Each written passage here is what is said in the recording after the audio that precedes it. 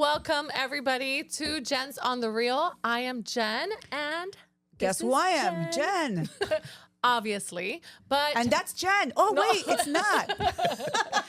I'm Jen's husband. Yeah.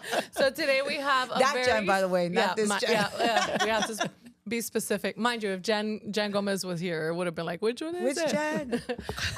We have a very special guest. We have David Kurz. He's been on our podcast before, but not specifically about him. And today we want to pick his brain because he's had a podcast for a while, the David Adam Kurz Show, which he just recently shut down because he is mainly focusing on the newfound podcast, Forged into Man, which in my opinion is phenomenal. But of course, I've been excited to hear it. Yep. And I know it came out this week. And I've been dying to hear it because it's pretty deep from what I heard. It's very deep. No pun intended. David. I don't know what direction this podcast is going to go at this point. You never know. Do I call him David or Babe here? I don't understand. I don't know. No. Be professional, Jennifer. Okay, fine.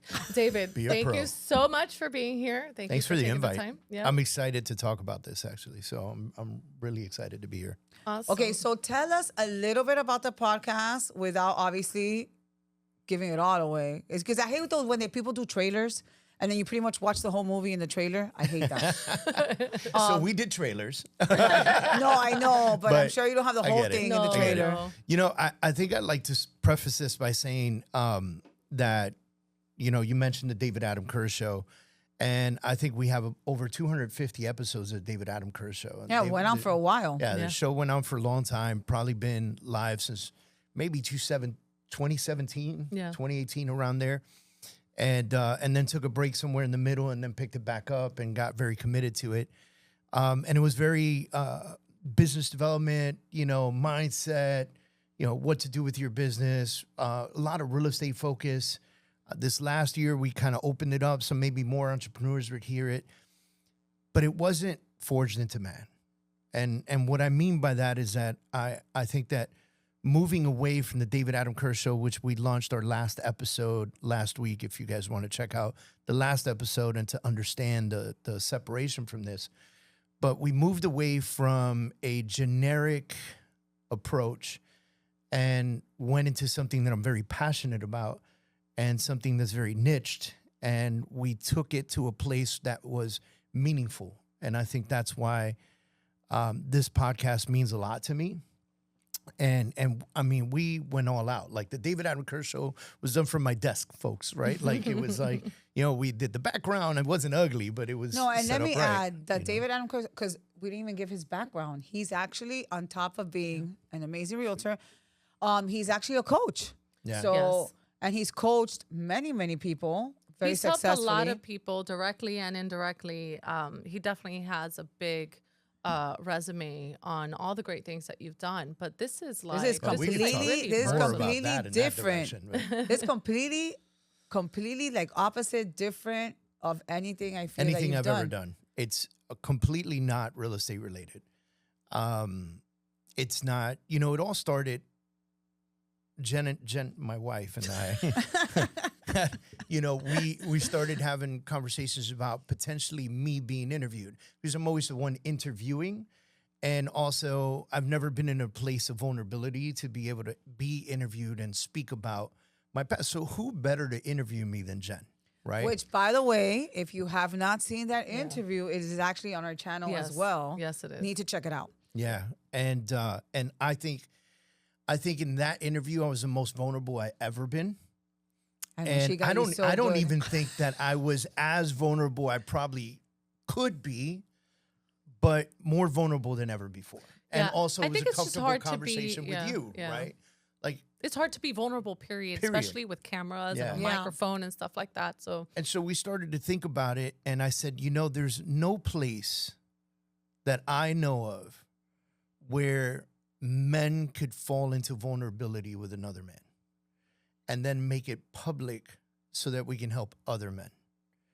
And that's how it really came together. Like, I heard my interview a couple of times and I was like, wow, that's pretty impactful. Like if anybody listens to this and is going through something or whatever the case is, like they'll hear this and know that there's a light at the end of the tunnel.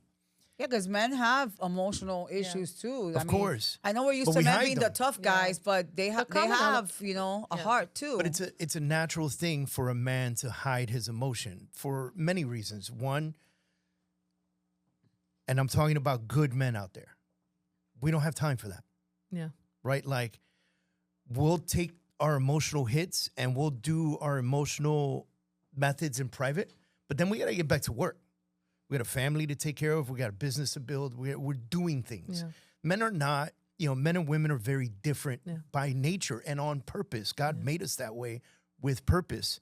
Which I agree 100%. People need to know that. Balance. Yeah. And men are workers, doers. Some are creators. We're built different. And so we don't have time to be emotional and talk about the past. I don't think it comes natural to you guys in general. I just don't think it's a thing. I think estrogen makes you I feel emotional like, so women, if you notice, women always have like a group of friends. At least most women, not all women, but most women have like a little group of friends. And we love to talk to each other and we have to vent and we have to let it out. And then, woof, okay, we're done. Yay. Yeah. And we go through our emotional, men are different. I feel like men cycles. kind of like have to keep things inside. Like, because you can't let your wife know or feel that, there's a danger or there's a problem. Like in a man's head, he's thinking, if I tell my wife what I'm feeling right now, she will lose faith in my ability to take care of this family. And that's human nature. It's not the wife's fault. It's just the way the brain is developed, right? So you think that men automatically, deep down inside, I think that too, at least real men, that sorry, I had to add that. That deep down inside, even with them subconsciously, they're probably thinking that. Yeah, 100%. 100%. A man will have the worst day of his life and go home and turn that off on the way through the door. Yeah. Because his kids can't carry that weight. His wife can't carry that weight. They shouldn't carry that weight. And I know there could be some argument like, oh, but you got to talk to your wife so you can carry it together. But that's not her responsibility. Yeah. She already carries a load. Yeah. Did you guys hear that? We already carry a load. Our own personal one is a very heavy one. It's heavy, for the man. record. But there's the children, there's responsibilities, and all the emotional things that men don't look at that are apparently very important for women. But yes. And we just don't think that way, so we shut it down. And so what ends up happening is we compartmentalize every piece and we put it in the back of our head somewhere. But just because we put it in the back of our head and we locked it up doesn't mean we're still not carrying it. Yeah. And so I wanted to create a safe space where a man could sit in front of me and we could talk about not the current accolades. Everybody does that. There's podcasts all over the place where you can talk about how awesome you are. I don't want to talk about that, right? Like, and let me say that I want to interview successful men because successful men have been through real shit. Yeah. Right? And so as I interview these successful men, it's not about their trophies. It's not about their accolades. It's not about their awards. It's not about their bank accounts. It's about the journey. I want to talk about the journey. I want a man to be able to express the journey to me, the losses, the pain, the lawsuits, the deaths, the crazy parts that have happened. So we break down the podcast into 4 sections. We call it The Fire, where the beginning of the podcast, we talk about the fire a man had to walk through. Part 2 is The Forge, where we talk about what that fire created. And then we talk about the man. Part 3 is the man who has come out of the fire and the forge, what was created, what man stands. And the final piece is the message, what message that man wants to give the world. And I feel like, oh my God, the first 3 interviews that we've released this week, and I don't know when you guys are watching this, but we released 3 episodes the very first week. And each of those episodes is so impactful in its own way. And I walked away from those rooms thinking, oh, wow. Yeah. Who did you interview? Who were your... So my first interview was with a gentleman who's a lender here in South Florida. His name's William Ledesma. You guys know him. Yes. And what an incredible story about his time in Colombia and his childhood and coming to America and having to adapt here and the trials and tribulations that he faced and the jobs that he lost and the money that he lost and the homes that he lost and the cars that he lost. But also we got into deep conversation about his amazing marriage and relationship and his faith and his fight and his struggle to be where he is today.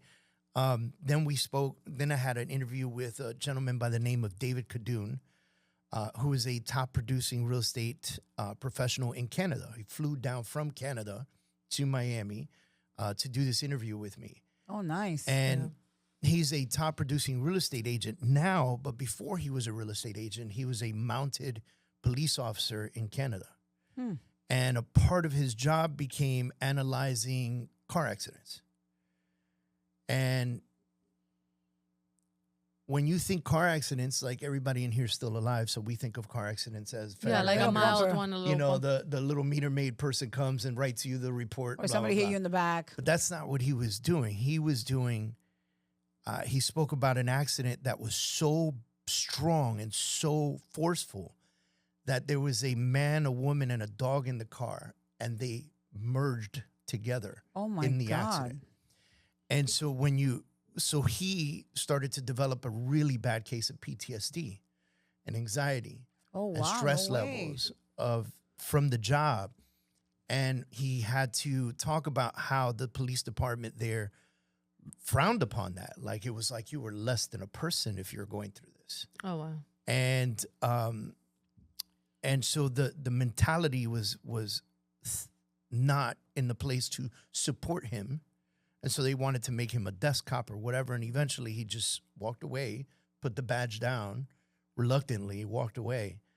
And now he's a real estate agent. But we talk about that and so much more in his history, his parenting and everything, you know. And then the last interview that we did was with world-renowned comedian Mark Vieira, which was incredible. If you know Mark and you follow his journey, you know that he's from New York. You know where he grew up in the Bronx. You know that he, struggled to become a comedian.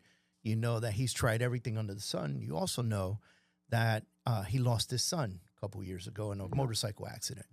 And so we talk about everything from the first opportunity that he had to perform live in front of people. And we talk about what ended up happening, which I'm not going to give it away. You guys got to watch the podcast to do that. Little Mark. We talk about little Mark Vieira. We talk about the loss of his son and what that means as a parent. We talk about where he is now in his life, like mentally and physically. Man, I got to tell you that those are the first 3 interviews we've done. We've got some future interviews coming up with MMA rock star King Mo. We've got an interview coming up with another lender who has an incredible story. We've got an interview coming up with a CEO, Alex. I don't want to give away the names, but CEO of a major company. And so, do you guys cry in it? Is there any crying? Every single episode. No way. Yeah. Every single because episode. it sounds like super deep shit here. You know what single I mean? episode. Like, And I It's think a lot. I've watched some ahead of time. 2 out of the 3, I have to finish one of them. And I swear it's been a roller coaster of emotion. There's a lot that you don't know about somebody. And somebody out there could be going through the same thing, worse things, lighter things, whatever the case may be, but could certainly relate. And I can imagine it. We're talking about men here. Yeah. Because it's women, we cry for everything. Yeah. And these are big guys. Like, there's nobody that's walked into that room. I know 2 of them. Like, they're like sitting in the chair, and Dave Kadoon, he's so tall humongous. that the mic was like down here. We had to lift it up. No, yeah, that sounds like I'm dying because I knew the first 3. Well, I knew 2 of them, so I'm dying to hear it because I know you first of all, one of them I know very well, and I'm sure I'm going to learn about him more. In the podcast. But I mean, the fact that you go that deep, I feel that that's good because it will help other men out there because you guys go through shit too. Yeah. Like. And it's you a guys, lot. I feel sometimes, I'm not going to say you have a bigger load. I'm not going to say that. It's not a bigger load because we have a pretty big load too. It's just different, a lot different. But which I feel like us as women, is a little hard to understand. Yeah. Because I'm sure men sometimes don't understand our craziness. So I love that you said that right now, because this podcast not only gives an opportunity to speak to other men who might be going through it, But to us women. but it also gives an opportunity to speak to women and tell them, hey, this is what your man's going through, right? Like, maybe don't judge too quickly. Maybe just sit back and think about how he approaches life differently than you do. Yeah. Yeah. You know what this reminds me of? Which you probably won't know, but you might. Because I'm younger. Yeah, that's fine. Do you remember the Barbara Walters special? Yeah. Okay. Yeah. So a lot of people are probably not going to know this, but Barbara Walters was this great journalist. I remember she used to do the Barbara Walters special interview. Yeah. And everybody that sat on that chair, remember, she would make them cry. People would get on the interview, Barbara, you're not going to make me cry. I've heard so that don't even try it. And boom, they would cry. Yeah. Every time. Every time. This reminds me a little bit of that. Yeah. I think Which it's were great interviews, by the Yeah. way. Yeah. Great interviews because you go deep. And explain to them, this is what I find cool. Explain to them the setting that you have for them and the podcast to make them open up. Yeah, I think we put a lot of thought into how we put this podcast space together. We're facing each other. There are comfortable chairs. There's a mic in front of you. There's bookshelves with stuff that feels manly, right? It's black walls, dark setting, bright light on you specifically, colored gold lights in the background, military stuff on the shelves, man stuff, right? a man cave. Yeah, it's like a man cave. But there's only 3 people in the room at all times. Me, the guest, and my brother-in-law, Gene, who's doing the editing behind the cameras live. And that creates an environment of comfort, right? Like, if there was a lot of people in the room, do you think that this person would open up? Right, definitely not. And we have certain things in place. For instance, the table that sits next to our guest has a glass of water and a glass of scotch. It's a symbolism. Now, they can drink it if they want to. Some guys don't drink, right? But it's a symbolism of good and bad, of push and pull, of the normal struggle that men go through. How many men have turned to the bottle? You're like, water or whiskey, water or whiskey. Right. What do I need now? Especially in those moments when they're getting interviewed whiskey. and they're crying. I'd be like, I need a drink. A shot. Surprisingly enough, 2 out of 3 guests never touched the whiskey because they're in a new space, right? Where they're like, yeah, I want to be real about this, right? And it's a new space for them. Yeah. Every single guest that has stepped into the room has looked at me and said, I've never spoken about this out loud I feel before. like they're open to it. Like, they're coming to you. They know you give them the kind of heads up, right? heads up of what's going on. You have all these questions, but they're coming in ready to deliver what comes from their heart, what they've dealt with, like, really to put, to take down the curtains. And I think the environment helps a lot. Yeah. That environment you The just described, darkness. I think that helps a lot because you kind of like, you feel relaxed. The calm, the peace. Yes. Yeah. And funny enough, Jen thought the podcast was had come out a lot sooner because David was actually promoting a music album that he pulled to. Oh my gosh, I can't speak. I can't English Spit today. it out, girl. Spit it out. That he put Plenty together. English today. That he put together, and it started with trying to figure out the song for the podcast. Right. I saw the album cover. I thought it was really cool. And I thought, this is the cover of the podcast, which I thought was really cool. And then last week, I see it comes out. I'm like, oh my God, I got all excited. I put it on. And, I'm like, oh, here's the intro. Ooh, intro song. Yeah, go David. And then it's like, keeps on. And I'm like, okay. Then there's more He's going to come out any minute now. And no, I'm like, what the hell is this? Jennifer, where's the people talking? So this week we put out the podcast. It officially launched. But a week prior, we put out trailers. We put out a trailer for each podcast. We're devoted to making like movie trailers for these because, believe it or not, these podcasts are longer than most of the movies you watch. The shortest one is 2.5 hours. Yeah. And so we just let it go. Like, you got to go deep in the rabbit hole. We're not trying to rush anybody out of the room. And if the guest wants to keep going, we're going to keep going, right? Yeah, because you do sometimes feel like, oh, Yeah, rushed or whatever. Oh, I would have to go way back. But no, let me not go way back because it's going to take too long. So we just open it up. And I tell every guest, hey, block off 3 to 4 hours.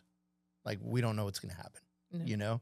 But we, like Jen said, we were trying to come up with a anthem song, if you will, right? And so we came up with one. It was really good. And so I decided to do 10 more songs, and we put out an album. Of course you did, because that's David. and we put out an album, which is very cool. It's very gritty blues, like.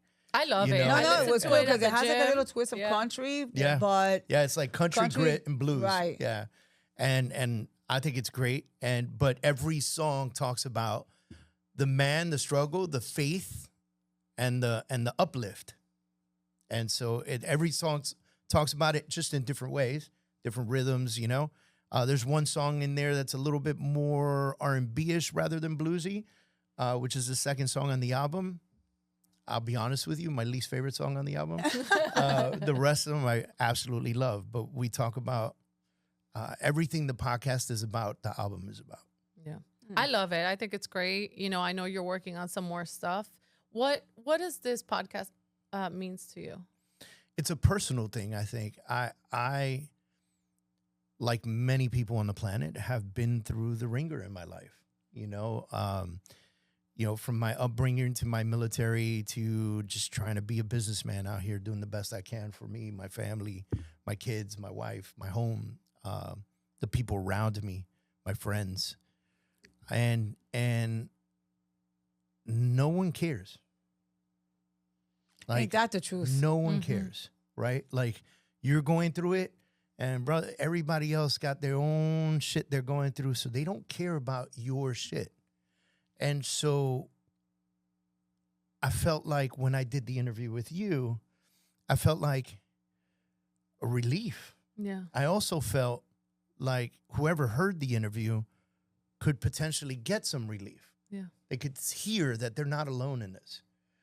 And so I think Forged Into Man more than anything is a passion project for me. I don't know what it turns into. I'm not committing to doing an interview a week. I'm committing to doing an interview when I find the right man to interview. And could it spin off to some other stuff that has women in it? Maybe, but not now. Right now, I want to focus on what we're doing right now. Yeah. And I don't want to convolute it. I don't want to water it down. I don't want to put just any Mickey Mouse character on there. That's not the point of this. Yeah. The point is to put people with real journeys and real stories and a real commitment and desire to tell their story with two purposes. One, to be honest and truthful to who they are and how they became that way. And two, to help a community of people. Yeah. Whether it be men or women, like we discussed earlier. You know what this reminds me of? I don't know why this popped into my head. I don't know why, but it just did. There are many times that you hear of very successful, high executive businessmen who either jump off a building or commit suicide. And people sometimes like, oh my God, that guy just killed himself. He had it all, the wife, the kid, the money, the plane. And he just offed himself. Yeah. And you wonder, my God, first of all, listen, to off yourself, that shit takes balls. Because, you know what I mean? Like, you have to really be in a bad place or have a mental problem for you to actually pull a trigger or jump off a building. So God knows what men like that have done that in that kind of situation, why they've done it and where they were mentally so bad that they thought that they were better off dead for their family than alive. I think that more than 90% of men have thought about it at least once or twice in their lifetimes. That's crazy. That's just my honest opinion. And I think military I'm not gonna men, lie, I've never thought of killing myself, ever. Yeah. And I'll tell you, you know, there's the number of what is it, 22 veterans commit suicide every single day, which is a high number. So I'm looking for military veterans who want to tell their story. I want to talk to them. I want to talk to the Marine recon guys. I want to talk to the Navy SEALs. You know, I want to talk to the Air Force paratroopers and paramedics. You know, I want to talk to firemen and police officers. I want to talk to hometown heroes. I want to talk to How about some ICE agents? I would definitely want to talk to some ICE agents. You know, that'd be a big one. You know, and honestly, I want to create that space. I want to create that space. If there's somebody that has a story or that could be interested in being interviewed, is there like a place that they can? Yes. You can go to forgedintoman.com. So if you just want to check it out, go to forgedintoman.com and you'll see the album on there. You'll see the YouTube links, the Spotify, the Apple Music, all that stuff. But additionally, on the bottom of the page, there's a form that asks if you want to be a guest. And there's a process. We do go through a process, and we do make sure that the person that's applying is going to be... They're vetted. You know, they're vetted. But also, like, don't not apply thinking you might not get selected, because there's a vetting process. Like, you know, don't doubt yourself. If you feel like you want to do this, just apply and let's figure it out together. Awesome. But if you go to forgedintoman.com, there's a form, there's some questions, answer all the questions honestly and truthfully, and we'll be in touch. Awesome. And don't worry, it's confidential. It is all confidential, whatever they, 100%. Whatever you fill out. Of course, until you speak on the camera and we put it out publicly to the world. Yep. And, you know, if you guys haven't done so already, maybe some of you have already researched Forged Into Man, look into it. They're on Instagram, Spotify, Apple, YouTube, of course. Yep. YouTube is where you're going to see all of the episodes. So. Yeah. Yeah. So do that, support. If you know of somebody, support. You know, there are men out there. We need men, and we need them to release and talk. And there are men out there that could use that moment. And maybe they want to do it for themselves. Maybe they want to do it to help others, whatever that is. But definitely. And let me tell you, as a woman, I can tell you, once you release and you let it go, I think that's probably why. Yeah, because we release all the time. Yeah, we're constantly releasing every day, and even at home. I want to say that there's a man out there listening to this right now that thinks to himself, I could never do that. Like, I could never sit in that room. Don't doubt yourself.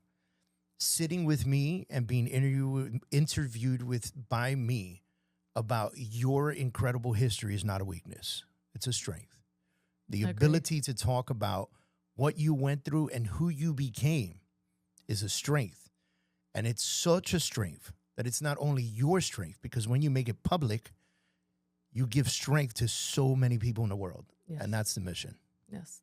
Well, thank you so much. We really appreciate you being here. Yes, we're really thank you so much. It means the world to me to be able to talk about it. So thank you. Cool. Yeah, we're excited. We're excited to listen to all of the interviews and to the future interviews. And yeah, I hope you guys follow and check it out. And thank you so much for tuning in. If you haven't done so already, please click on the like button, subscribe, share, and comment if you have anything to say.